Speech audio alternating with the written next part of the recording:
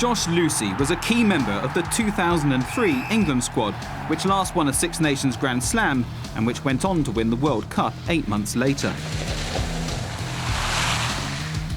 For me, it was quite a big sort of personal journey to get in '03.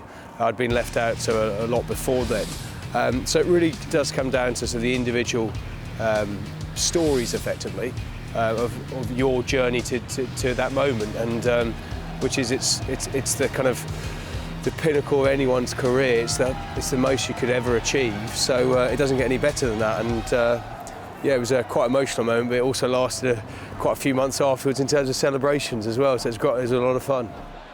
Fun was in short supply 4 years later, though, for Lewsey, despite him scoring the decisive try against France that put England through to the final again in 2007.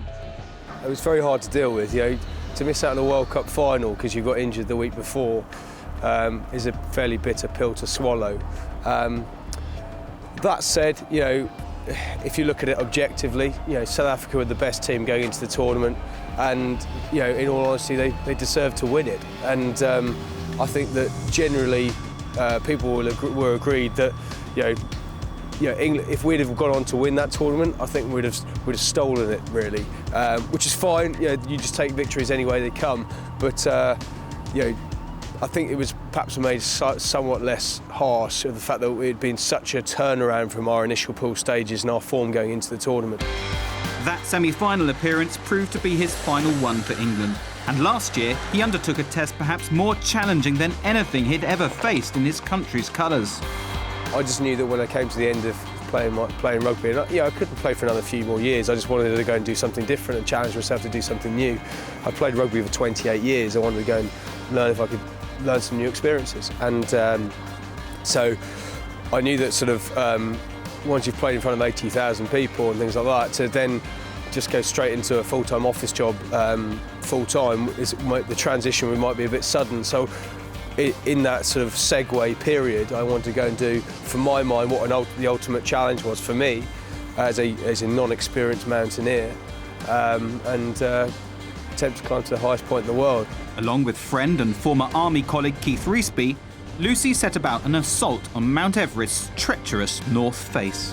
There's a scale from doing it the Reinhold Messner way, which is solo, unsupported, without oxygen, which for my mind is one of the hardest things any human could ever do, right the way through to having your backside dragged up there with lots of Sherpas, lots of support, excessive amounts of oxygen and you know, administered for you in the tent. For my mind, you know, it was unquestionably the hardest. The way we did it, was the hardest thing I'd ever done,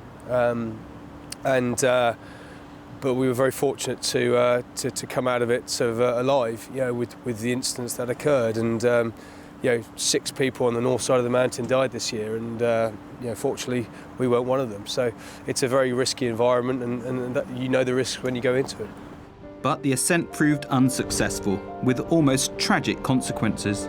Well, I don't want to talk about it too much. I mean, it's sort of not, more than anything else, it sort of brings back some fairly unpleasant memories. So effectively I got up onto the northeast ridge, somewhere between the first and the second step. So I'm guessing it's something about 8,700 metres, something around that region.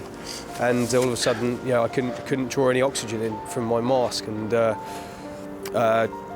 basically my mask, I think, had frozen up, and I tried to clear it. A Sherpa came along, he tried to clear it, and nobody had a spare.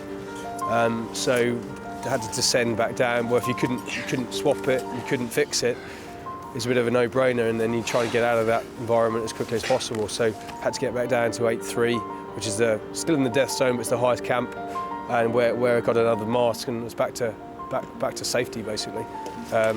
So yeah, it was frustrating being so close, particularly when the guys I was walking with sort of all summited. But you know, more than anything else, it was the experience of the whole trip, which was fantastic. And you know, hand on heart, you know, if my kit hadn't failed, you know, I know hand on heart, so one would have made it. So just very lucky to survive, and that everyone on within our little trip, within our group, made it back, which is the most important thing, of course.